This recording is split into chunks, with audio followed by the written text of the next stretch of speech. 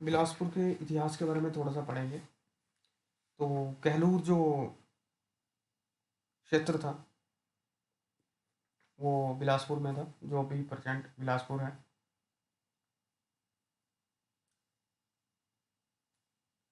तो 8वीं शताब्दी में यहाँ रंगनाथ मंदिर की नींव पड़ी थी, जो अभी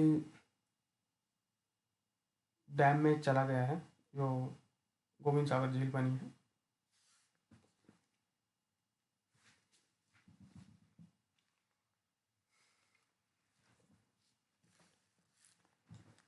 तो इसकी हिस्ट्री के बारे में जो जो हमारे पास इंफॉर्मेशन है, उसके अकॉर्डिंगली जो भी है, तो इसकी जो स्थापना की थी वो चंदेरी जगह का नाम था, वहाँ का राजकुमार था बीरचंद।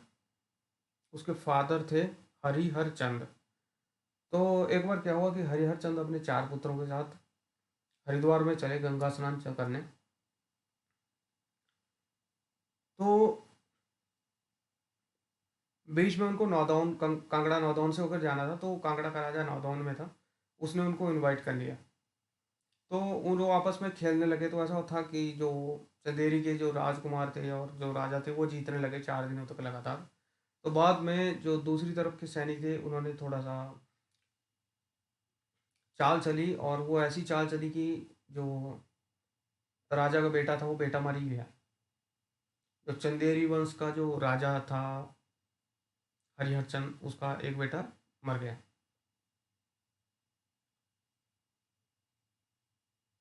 तो जब एक बेटा मर गया तो लड़ाई स्टार्ट हो गई, और दोनों जो राजा थे वो आपस में मर गए लड़के।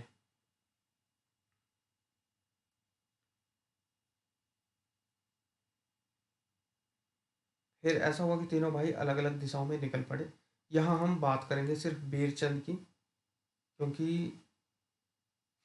कहलूर राज्य की स्थापना बीरचंद ने ही की थी। तो बीरचंद ने पहले सतलुज के किनारे स्थानीय जो सामंत थे उनको दबाया, और धीरे धीरे उसने इस राज्य की स्थापना कर ली।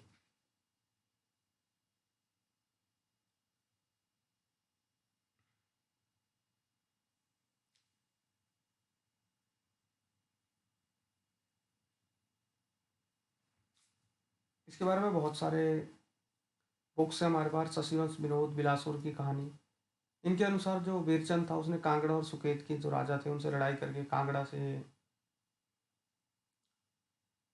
हटवाड़ और सुनानी बाड़ी तथा सुकेत से गेडवी त्यून और स्त्रियों के परगने जीतकर अपने अधीन कर लिए थे। और इसके अलावा उसने 12 जो ठकुराइयाँ थी उनको अपने अधीन करके वारसी कर लेना भी स्टार्ट कर दिया था। और उसके बाद उसकी सिरमौर के राजा के साथ संधि हो गई।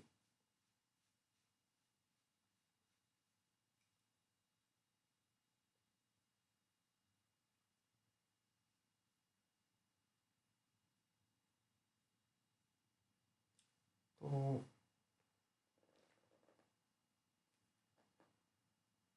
वीरचंद कब आए और कहलूर राज्य की स्थापना कब हुई, तो इस पे सभी अलग अलग मत हैं सभी के। इसके बारे में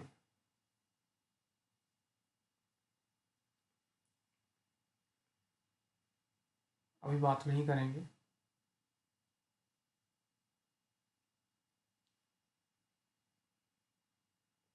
तो बात ये थी कि वीरचंद के बाद जो राजा हुए उसमें कहलचंद जो था वो राजा बना। और कोट कहलूर के जो किला था उसका निर्माण कहलचंद ने करवाया था, लेकिन कुछ जो रिसोर्सेज हैं उनमें वीरचंद ने करवाया था। तो कहलचंद वीरचंद के बाद राजा बना। उसके बाद अजीत चंद जो पुत्र था उसका,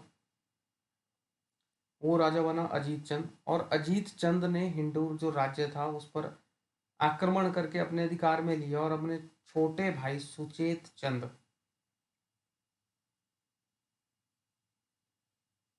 को हिंदूर का राजा बना दिया।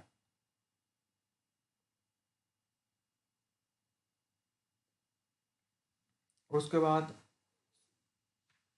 सुचेत चंद के बाद बहुत सारे राजा हुए।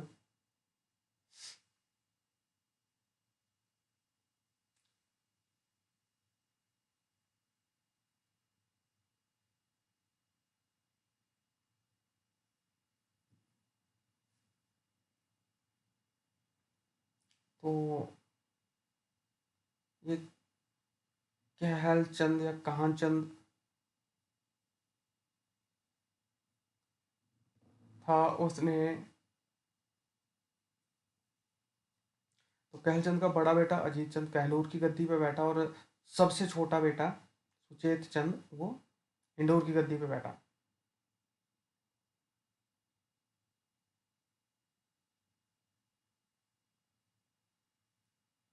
तो इसके बाद राजा आया, राजा मेघचंद।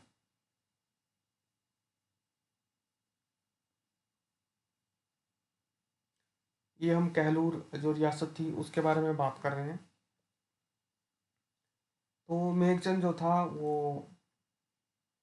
बहुत ही अत्याचारी था, और प्रजा ने ही इस पे चढ़ाई कर दी, तो ये वहाँ से या राज्य से ही भाग खड़ा हुआ। उसका एक चचेरा भाई था जिसका नाम था मल्ल तरोल।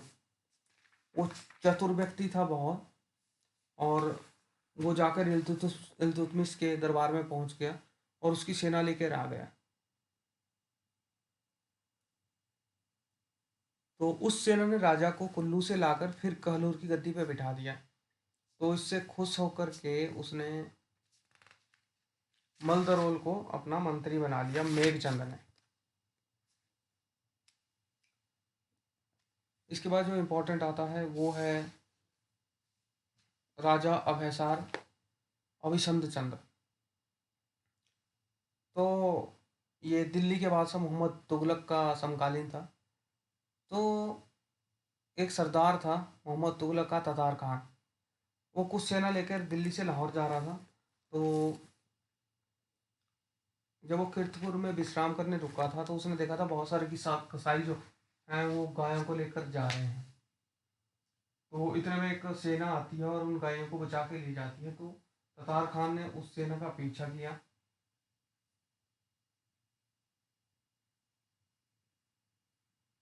और पीछा करके राजा का जो महल था उसको घेर लिया।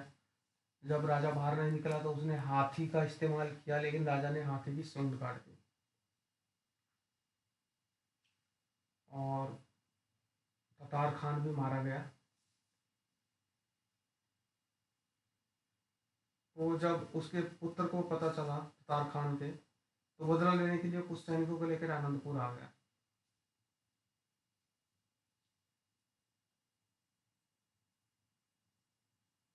तो उसने धोखे से राजा को मित्रता जताई, राजा के साथ खाने पर गया राजा के महल के अंदर।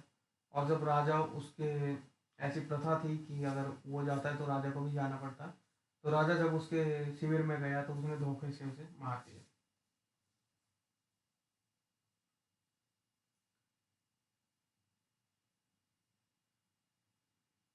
तो अगला राजा था संपूर्ण चंद। उसकी जो पत्नी थी वो कांगड़ा के राजा की बहन थी। तो कांगड़ा के राजा ने उसे कुछ क्षेत्र लौटाने को कहा, जो उसके पूर्वजों ने कांगड़ा से जीते थे। उसकी पत्नी ने इसका सपोर्ट किया कि लौटा देने चाहिए, लेकिन उसके जो छोटा भाई था राजा रतन चंद, उससे बहस हो गई, और बहस बहस में राजा रतन चंद ने उसको मार दिया। इसके बाद फिर खुद रतन चंद राजा बना। तो कांगड़ा का जो राजा था वो बहुत नाराज था कि जो अपने बहनों की वजह से मार दिया था उसके भाई ने, लेकिन वो हार गया। और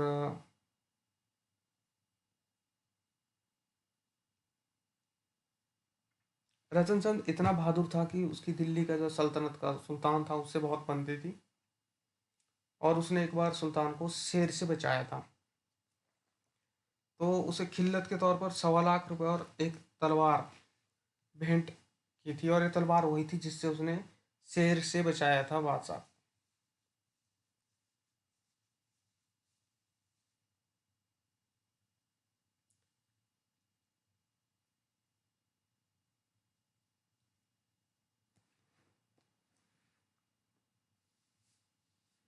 इसके बाद जो इम्पोर्टेंट आता है, राजा ज्ञानचंद या अयामचंद कह सकते हैं। देखिए ये इम्पोर्टेंट है। तो जो अयामचंद या ज्ञानचंद है, वो अकबर का समकालीन है। वो बहुत बड़ा उदंड व्यक्ति था। उसने छोटे छोटे राजाओं के साथ बहुत लड़ाई झगड़े किए। तो राजा जो थे वो आमिर कासिम खान के पास शिकायत लेके चला गया। तो जब आमिर कासिम खान ने राजा को पकड़ने के लिए सेना भेजी, राजा को लाया गया, तो बहुत उससे प्रभावित हुआ। उसने उसको मुसलमान बनने पर बाध्य किया और बाद में अपनी पुत्री का विवाह इससे करवा दिया। ये अयाम चंद या ज्ञानचंद इसका नाम है। राम और भीम इसके दो पुत्र हुए, उनको भी मुसलमान बना दिया। लेकिन जो इसका बड़ा बेटा था विक्रम चंद, उसने हिंदू धर्म नहीं छोड़ा और अपने पिता, जब ज्ञानचंद वापिस लौट आया तो ये भागकर सुनहानी चला गया। राजा की मृत्यु हुई तो वापस आ गया और इसको राजा बना दिया गया। तो ये जो ज्ञानचंद था या अयामचंद था, ये जो ज्ञानचंद था ये अयामचंद बन गया था बाद में, ऐसा प्रतीत होता है। बिलासपुर में जितने भी मुस्लिम हैं वो इसी समय में कन्वर्ट करवा गए हैं।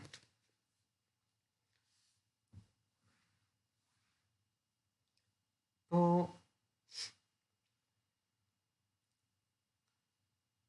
अब एक बात करते हैं राजा विक्रमचंद की।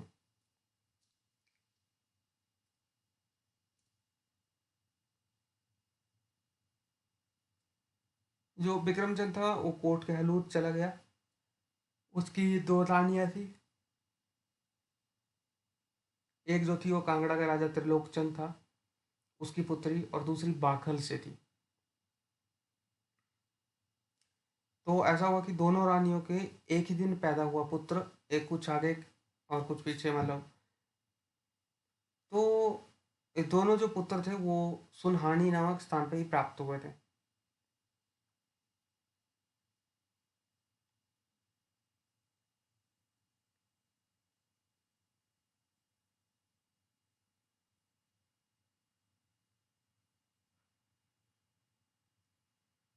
तो ऐसा था कि जो कांगड़ा वाली थी उसके पुत्र का नाम था सुल्तान चंद और दूसरे का नाम था केशव चंद।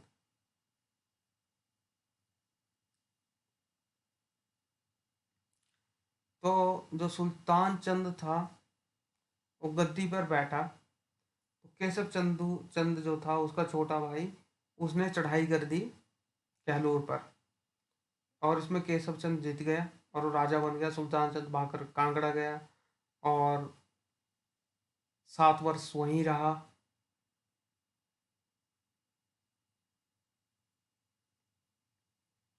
तो जब उसने सेना एकत्रित की, वापस गया, तो उसका जो भाई जो राजा बन चुका था केशव चंद, उसने कहा कि उसने उसे ललकारा सिंगल फाइट के लिए,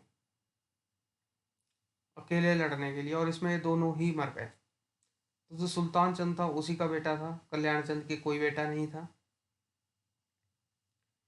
तो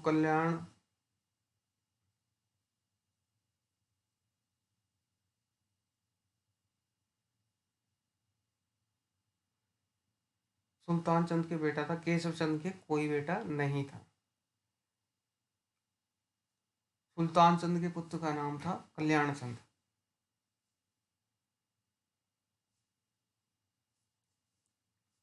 कल्याण चंद काफी पावरफुल राजा था। एक बार जब वो गंगा स्नान के लिए जा रहा था तो वो हिंदूर के जो राजा था उस समय नारायण चंद, उसने उसे मारने की सोची, लेकिन वो खुद ही हार गया और मर गया। कल्याण चंद, सॉरी, हिंदूर का जो राजा नारायण चंद था। कल्याण चंद नारायणगढ़ गया और उसके पुत्र का राज तिलक कर दिया।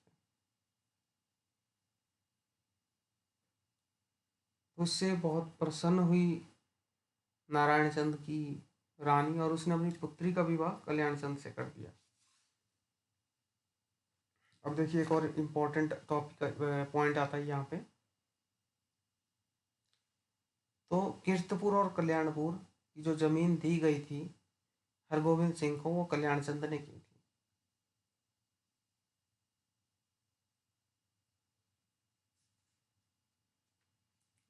इसके बाद बात करते हैं राजा ताराचंद।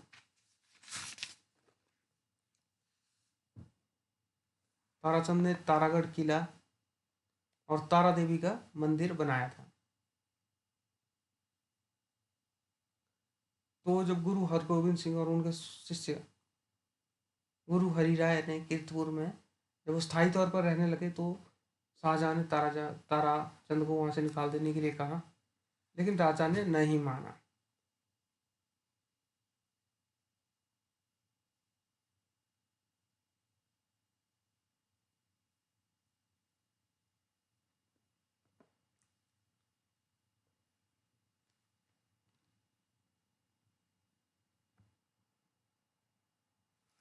तो इसके बाद जब दीपचंद जो राजा बना, तो वो राजधानी सुनाहानी से बिलासपुर ले आया।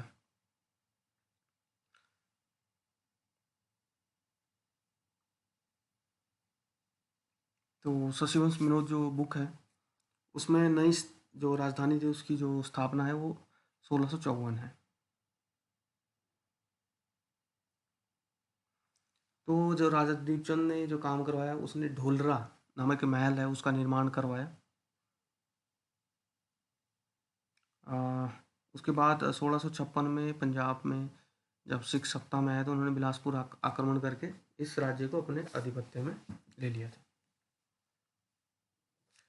तो जो दीपचंद था, उसने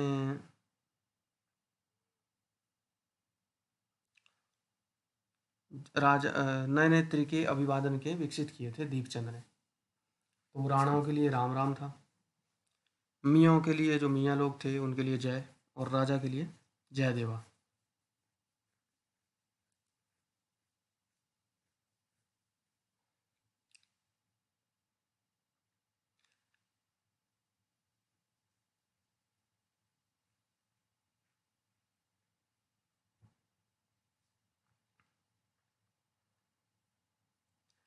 इसके बाद भीमचंद राजा भीमचंद आता है। तो भीमचंद जब गद्दी पर बैठा तो 14 वर्ष का था। उसके जो चाचा थे मियाँ माणिक चंद, वो वजीर था। तो वो राज्य की जितनी भी आमदनी थी घर बैठकर वसूल करने लगा। तो जो राजा की माता थी जलाल देवी, मंडी की राजकुमारी थी वो, उन्होंने माणिक चंद को काम से अलग कर दिया। बाद में माणिक चंद कांगड़ा गया, कांगड़ा के से कुछ सेना लेकर आया। कांगड़ा के बाद लाहौर के सूबेदार से मिला, कुछ सेना लेकर आया, लड़ाई हुई। तो भांबला के निकट जबोथ नामक स्थान है, इसमें मंडी के राजा सिद्धसेन ने भीमचंद की हेल्प की थी और जीत गया था भीमचंद इसमें। और इसके बाद जो कुल्लू और भूसौर में कुछ प्रॉब्लम हो गई, तो भूसौर जो का राजा था उसने कुल्लू के कुछ क्षेत्र हड़प लिया था। तो कुल्लू का जो राजा था उसने भीमचंद को बुलाया, जो उसका संबंधी भी था। भीमचंद ने उसके गांव को छुड़वा लिया और कुल्लू के हवाले कर दिया। इसके अलावा जब वो लौट रहा था तो मंडी की सहायता भी की थी उसने, भीमचंद ने। और भीमचंद जो था उसका जो समकालीन था वो औरंगजेब और गुरु गोविंद सिंह था।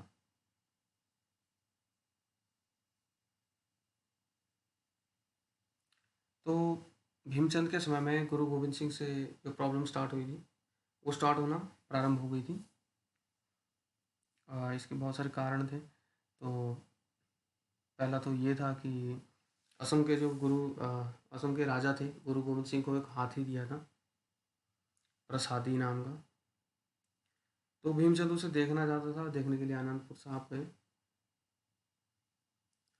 तो उसके बाद जो भीमचंद था उसका पुत्र था, उसका विवाह गढ़वाल का जो राजा था फतेह शाह, उसकी पुत्री से होना था। तो उसने अपने वजीर को गुरु के पास भेजा कि हाथी ले लो, तो गुरु ने मना कर दिया। इससे दोनों में ठन गई।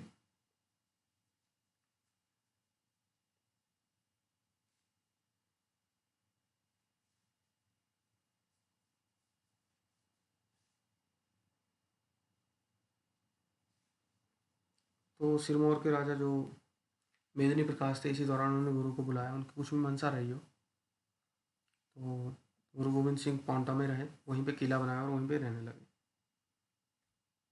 तो भीमचंद जो था अपने पुत्र अजमेर चंद, जिसका विवाह गढ़वाल के राजा फतेह शाह की पुत्री से होना था, बारात को लेकर श्रीनगर पहुंचा और उसके साथ बहुत सारे राजा भी थे।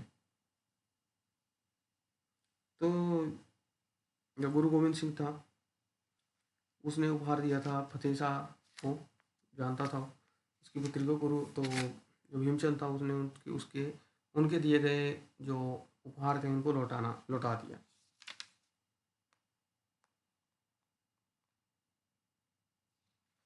तो बाद में युद्ध हुआ और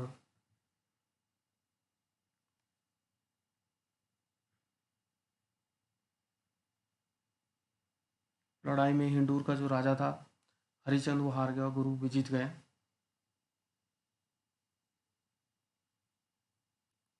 तो धीरे धीरे इन दोनों के जो व्यवहार था उसमें परिवर्तन आया, क्योंकि मुगल उस समय बहुत ही पावरफुल थे। तो ऐसा हुआ कि औरंगजेब जो था, उसने जम्मू का सूबेदार जो मियाँ खान था, उसको कहकर एक सैनिक अधिकारी अलीफ खां को कांगड़ा और जितने भी पहाड़ी राजा थे, कर वसूल करने के लिए भेजा सबसे।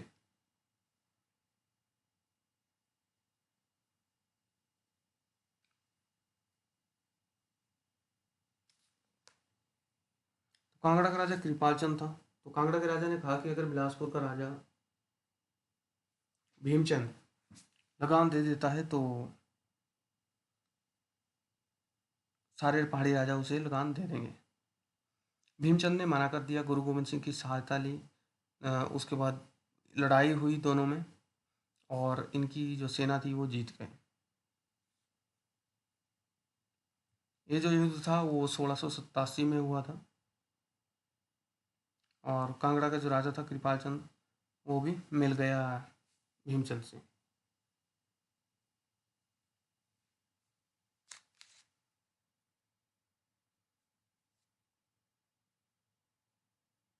इसके बाद अजमेर चंद,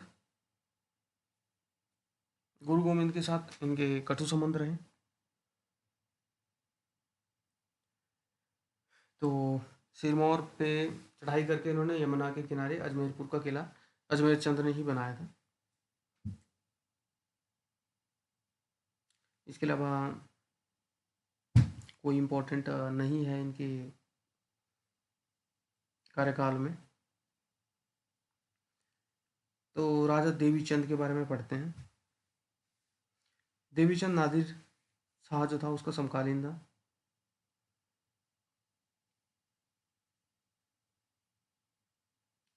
तो देवी चंद जब कहलूर की गद्दी पे बैठा तो हिंदूर में विद्रोह उठ गए और जो राज खानदान थे उनको मार दिया गया।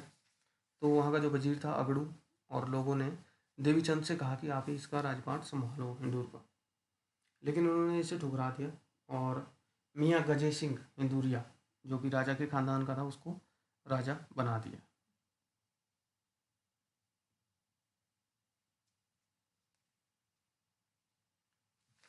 तो इसके अलावा एक और इम्पोर्टेंट देवी चंद ने किया था, जो खिराज देते थे राणे और ठाकुर कहलूर को, वो उपहारों के रूप में देते थे। तो देवी चंद ने इसे चेंज कर दिया और जो खिराज अब दी जाने लगी वो नकदी के रूप में दी जाने लगी।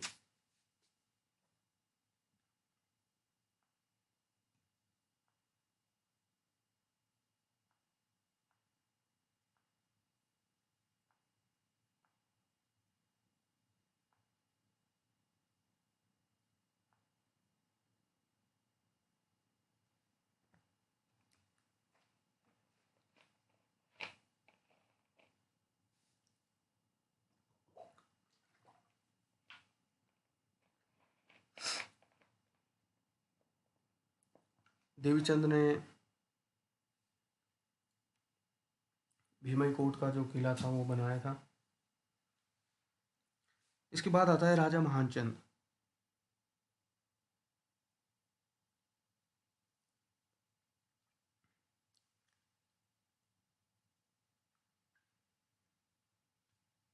जो देवीचंद की मृत्यु के बाद राजा बना था।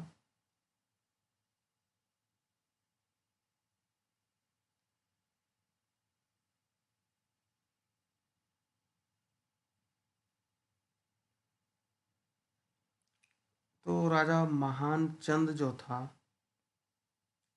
वो लैंगिक जो इच्छाएं थी उनमें संलिप्त रहता था और उसके सहयोगी भी वैसी प्रवृत्ति के थे, और वो हार गया और उसने अपना जो खोया क्षेत्र जो था बहुत प्राप्त करने में बहुत मुश्किल आ रही थी। तो उसी दौरान क्या हुआ कि सिरमौर का राजा कर्म प्रकाश था, उसके राज्य में अंदरूनी षड्यंत्र हुआ, तो उसने क्या किया कि रणजोर थापा जो था उससे सहायता मांगी।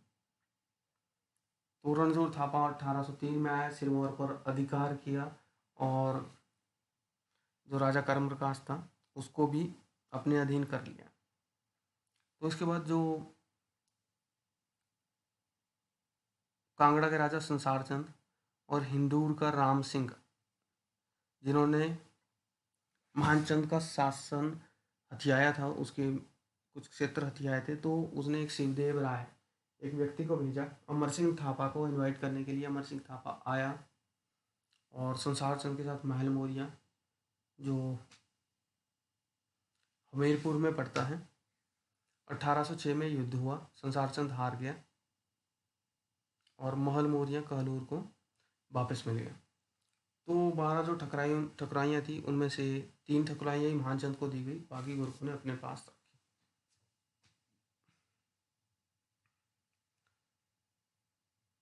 और शिवदत्त राय जो था उसको उन्होंने बिलासपुर में अपना एजेंट नियुक्त कर दिया।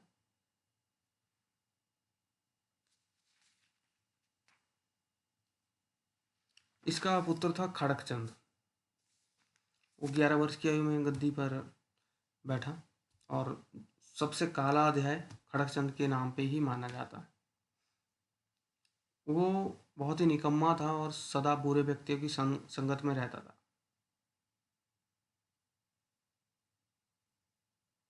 और उसके जन्म से पहले ही भविष्यवाणी कर दी थी कि ये नकारा होगा, तो वैसा ही हुआ हो।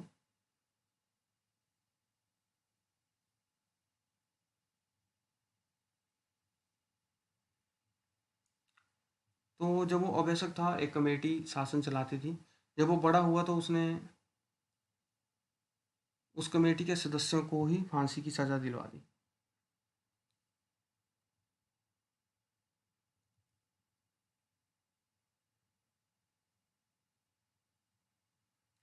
तो राज्य की जो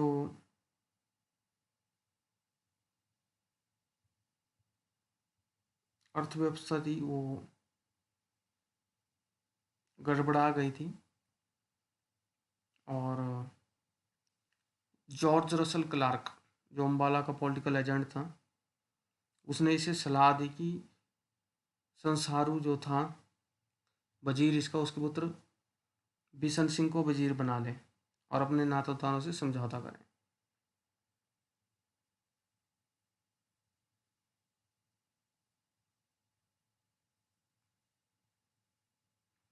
और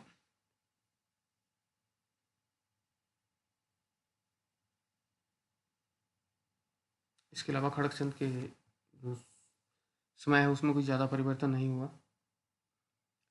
खड़गचंद का कोई पुत्र नहीं था। मियाँ जगत सिंह ने आकर उसकी अंत्येष्टि की और बाद में मियाँ जगत सिंह को ही राजा बना दिया गया। लेकिन प्रॉब्लम ये थी कि जो खड़गचंद था उसकी 3 रानियाँ थी। तो बाद में उन्होंने कुछ कंस्पिरेसी रची और बताया कि छोटी रानी के गर्भ हुआ, लेकिन अंग्रेज़ों ने नहीं माना। तो रानी ने खुद की एक सेना बनाई और उसने राजा जो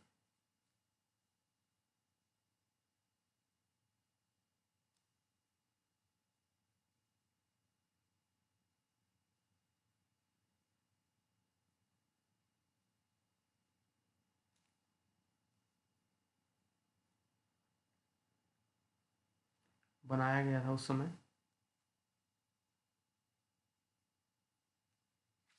मियाँ जगतचंद। तो मियाँ जगतचंद के विरुद्ध उसने लड़ाई लड़ दी और जगतचंद वहाँ से भाग गया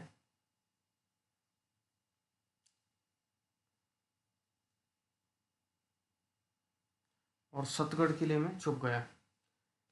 तो हिंदूर का जो राजा था रामचरण सिंह उसने उसे समझाया और सहायता देने का प्रस्ताव रखा। बाद में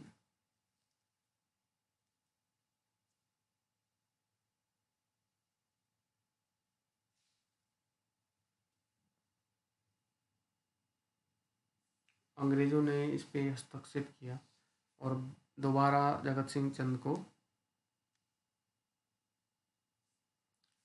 बिठाया गद्दी पे।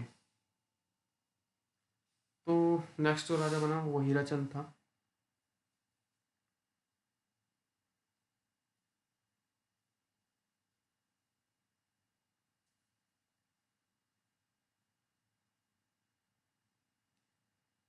तो जब हीराचंद बैठा तो खजाना एकदम खाली था क्योंकि रानियां ले गई थी जगत चंद के समय, जो खड़गचंद की रानियां थी। तो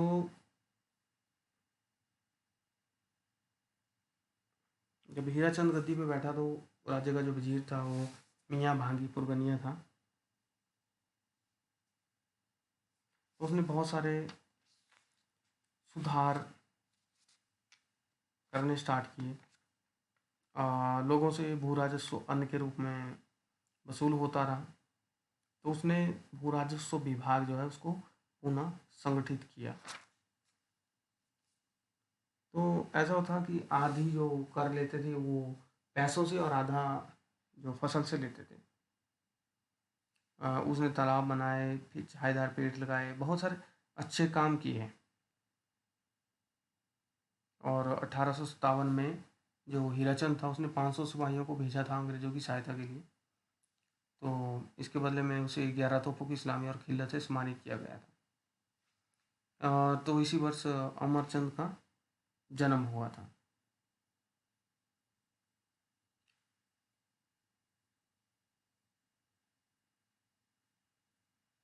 अमरचंद जो अगला राजा बना था वो भी कोई पॉपुलर राजा नहीं था।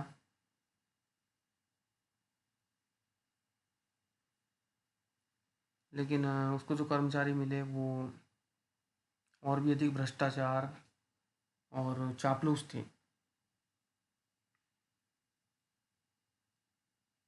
इसलिए वो अपने अधिकारियों के इशारों पर नाचता था और जनता क्षुब्ध हो गई। और 1885 तक तो बहुत स्थिति बिगड़ गई और दुम का आयोजन होने लगा।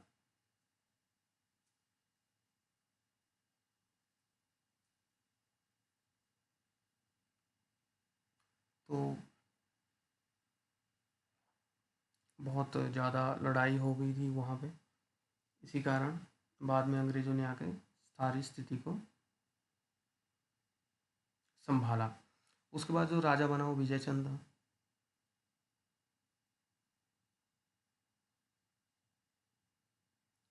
तो विजय चंद जब बना 16 साल का था।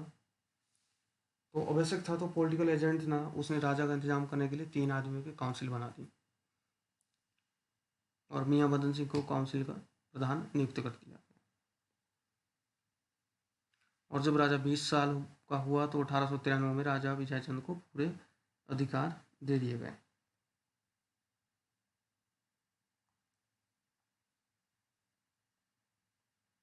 वो लाला हरिचंद को 1902 में वजीर नियुक्त किया जो कि तहसीलदार था।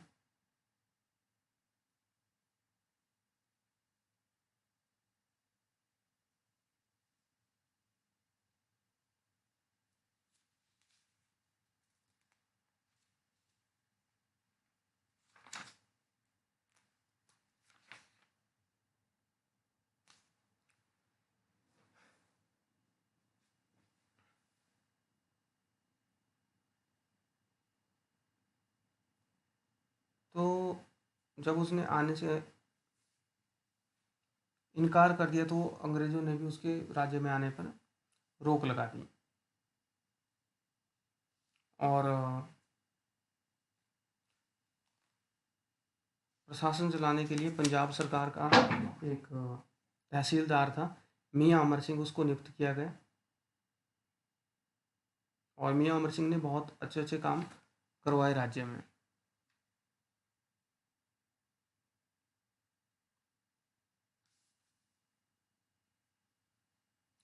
तो अमर सिंह कुछ समय तक रहा, फिर उसकी नियुक्ति जो है क्योंथल रियासत में कर दी गई। तो उसके बाद पंजाब सरकार का एक और उच्च अधिकारी था, मियाँ दुर्गा सिंह, उसको वजीर नियुक्त किया गया। तो विजय चंद जो था एक कुशल प्रशासक था। उसने बिलासपुर जो शहर था उसके लिए पानी की सुविधा उपलब्ध करवाई थी। और अपने लिए दो घर बनाए, एक वाराणसी, एक बहादुरपुर में। तो प्रथम विश्व युद्ध में राजा ने अंग्रेजों की सहायता की थी, और उसके बदले में सेना जो राजा था उसको उपाधि दी गई थी। और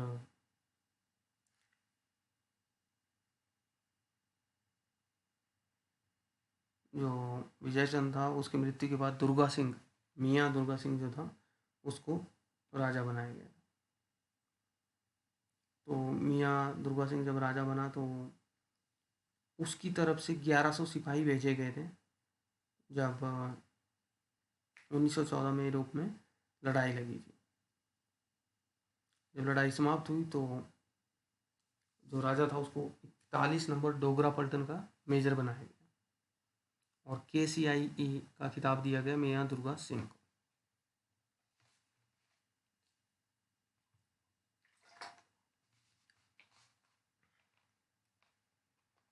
दुर्गा सिंह का पुत्र था आनंद चंद।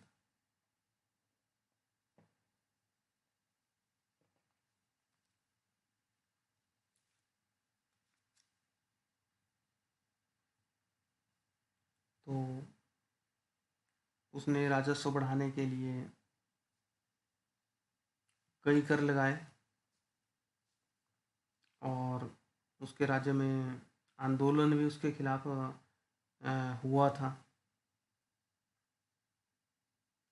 आनंद चंद के खिलाफ। और वहाँ के लोगों ने बहुत सारी शिकायतें भी दी थी।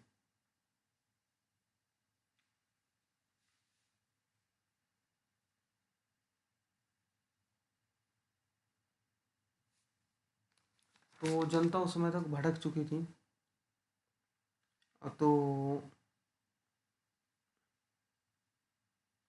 जनता के प्रतिनिधि से अंग्रेज अधिकारी ने बात की, जिसका नाम था सर जेम्स फिट्स पेट्रिक, और उसने करों में जो कमी कर दी थी।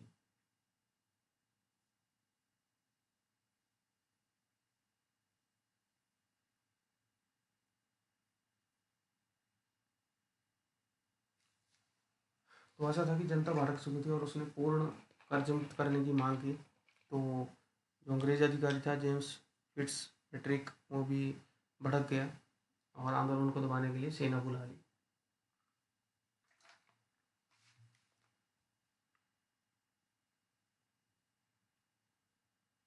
पंजाब से जो सेना आई थी वो गांव गांव गई, विद्रोह को दबाया।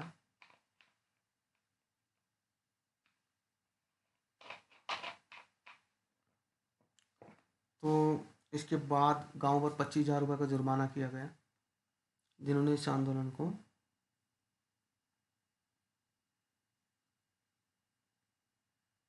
बढ़ाया था। इसके बाद द्वितीय युद्ध स्टार्ट हो गया। तो अंग्रेज़ों का साथ दिया था।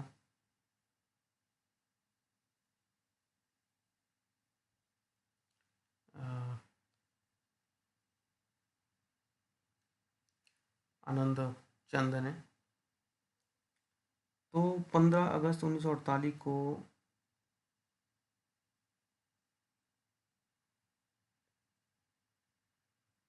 गौ श्रेणी का जो राज्य था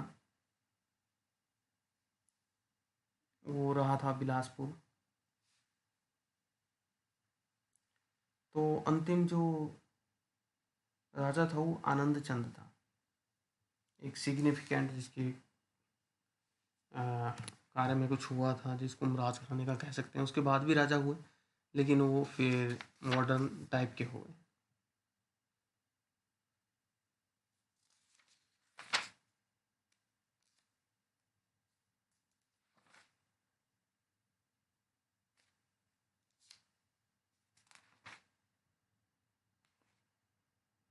तो ये थी बिलासपुर की हिस्ट्री।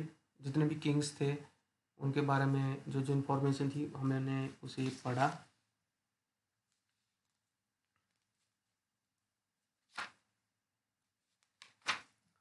तो अभी नेक्स्ट में हम बात करेंगे जिला चंबा की। तो उस वीडियो में फ़िलहाल इतना ही।